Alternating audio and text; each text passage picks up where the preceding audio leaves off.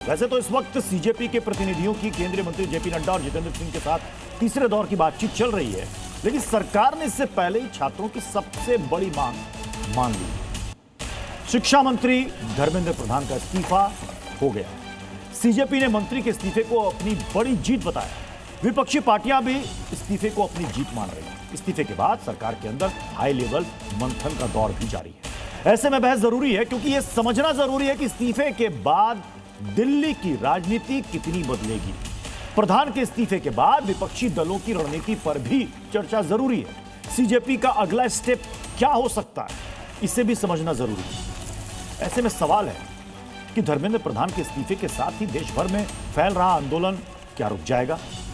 प्रधान के इस्तीफे का केंद्र की राजनीति पर कितना असर होने जा रहा है?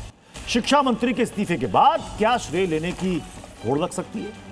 देश की राजनीति में सीजेपी का अब आगे क्या रोल होगा? और भी दूसरे सवालों पर ठोकेंगे ताल, जिसमें साथ होंगे खास मेहमान। लेकिन उससे पहले छोटी सी रिपोर्ट देखिए।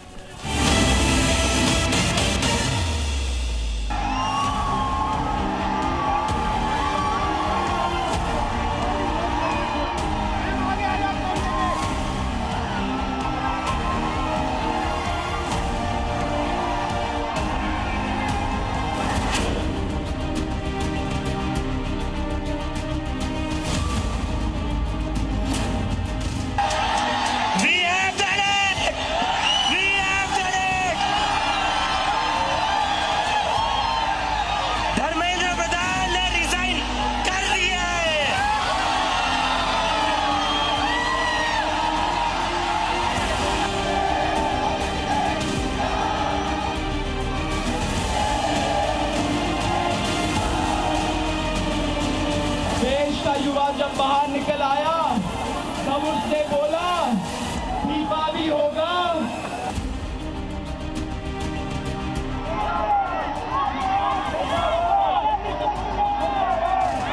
हमारे देश के युवाओं को, जेनजी को बहुत बधाई।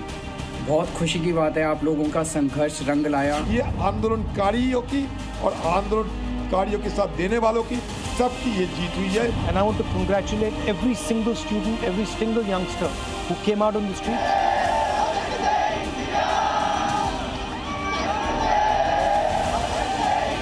That this is a victory for the youth of India. देश की जेनजी ने देश की इतनी मजबूत और अहंकारी सरकार को झुका दिया।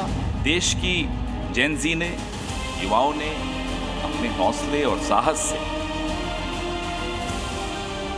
एक बहुत ही घमंडी सरकार के घमंड को चूर चूर कर दिया।